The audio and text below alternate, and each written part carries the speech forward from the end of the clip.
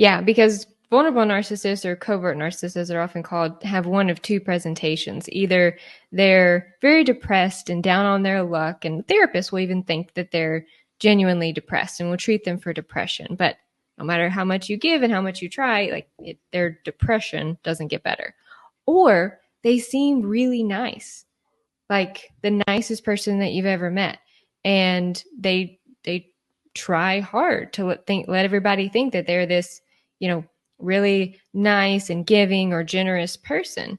And so you feel lucky to be with them initially.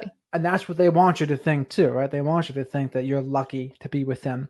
And the other interesting thing to note with that guy was he said, people saw through me, which is an interesting thing to say to somebody. They saw through me. And he said, oh, I'm so glad you are supportive of me, though. Yeah. So they're doing like the mixed message, sometimes a backhanded compliment thing too.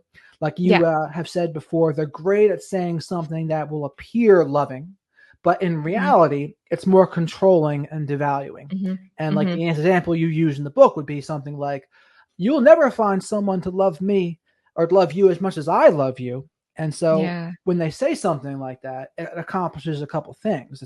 It's a controlling thing. Stay here because no one's going to love you like the way I love you. But it's also devaluing too, and saying, yeah, you're not going to find someone else. There's no one out here for you besides me. Yeah. So they accomplish a couple things when they say something like that. They're really great at crafting those manipulative kind of things where you even feel guilty for pushing against that. Like they just said, no one's going to love you as much as I do. So now if I say, well, I don't like how that makes me feel, then they're going to turn that around and say, I just said I loved you more than anyone. And here you are making this about you. Like, where do you even go with that? And for him, he didn't expressly say they saw through me, but he said it in so many words, like they didn't support me with this. And then, they wanted me to do this and they started putting these expectations on me. And it kind of gave examples that I didn't have enough background or history to know whether they were legitimate or not, and that's the other thing. Sometimes we just don't know what we don't know. And so you do want to take time because narcissism presents itself as patterns of behavior over time. So I didn't know his ex-girlfriend. I didn't know everything that he'd been through, whether it was legitimate or not. But then he followed it up with, that's why I'm so glad, you're supportive of me and we're making these goals. And I know things can get better. I've just never had anyone understand me or help me in this way.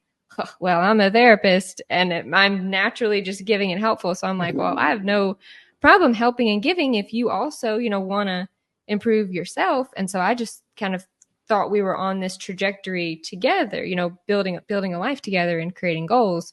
I didn't know that I was just being used for what I could give.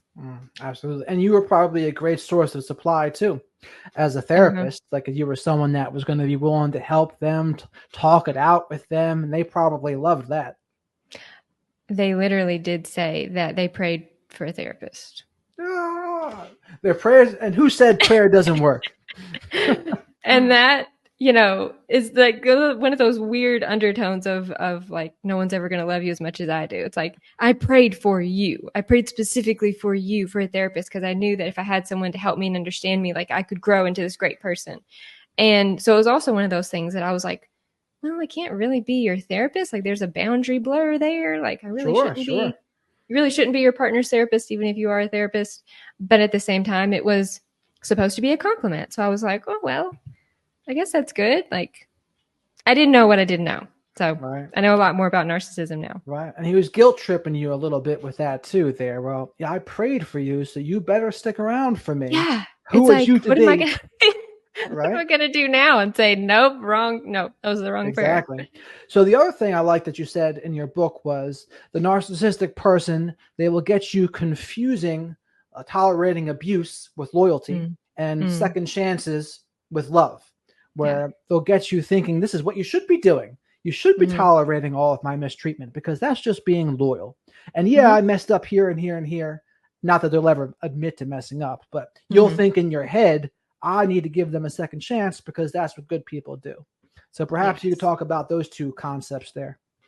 Yeah, I do break down in my book how narcissistic abuse and relationships often send us into this existential crisis of like, what does it mean to be a good person? What does it take to make a relationship work? Who am I even anymore? Because I thought I was a good person, but then I've been told for so long that I'm not giving enough and not caring, and I'm mean if I, set expectations or set boundaries. So a lot of people, especially survivors, who do tend to be agreeable, like most survivors are kind, empathetic, caring. They also try to make sense of the narcissist's behaviors based on who they are. So they'll assume the narcissist is a nice, caring person like they are, and then give second chances based on that. Well, everybody messes up. If I did that, I would want grace. And the difference is, though, if you did that, you would take responsibility and improve and want to make things better and be so grateful that this person gave you a second chance. Narcissist feels entitled to a second chance and unlimited second chances. Like there is no limit to it. As soon as you set a firm boundary and say, no more, like we can't continue this way, or you set a firm expectation like you should be able to do in healthy relationships, that's when the narcissist says, this isn't working. What happened? You changed. Why are you treating me this way? I thought you call yourself a good person, or you call yourself a Christian, a religious person, and you're treating me like this. And that's, all the guilt tripping goes in. So you will definitely see that a narcissist will exploit your good characteristics and either use them against you or say that you're being mean, rude, selfish, everything you try not to be as soon as you set a boundary. Right. Weaponizing your religion or your faith against you too. That is very insidious. Yeah. Yeah. I definitely had that happen because it's the vulnerable narcissist I was with. We were, both Christians and well, he says that he is. And, they use those values and make you think that you're going against your own religion if you do these things. But the thing is, they put themselves between you and God.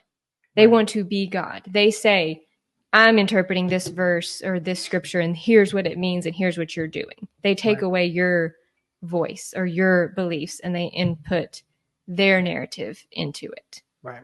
And I mean, a lot of times they're experts at getting people to jade to them, justify, argue, defend, and explain, because people want the narcissistic person to agree with them and to validate their reality. But that's the one thing they'll never do. They never validate someone's reality, and they never agree, especially in some sort of argument or disagreement. And so it always comes down to they make you guilty. Mm-hmm. They make you something wrong with you. And it makes the other person, they want that validation so bad, if only they will agree.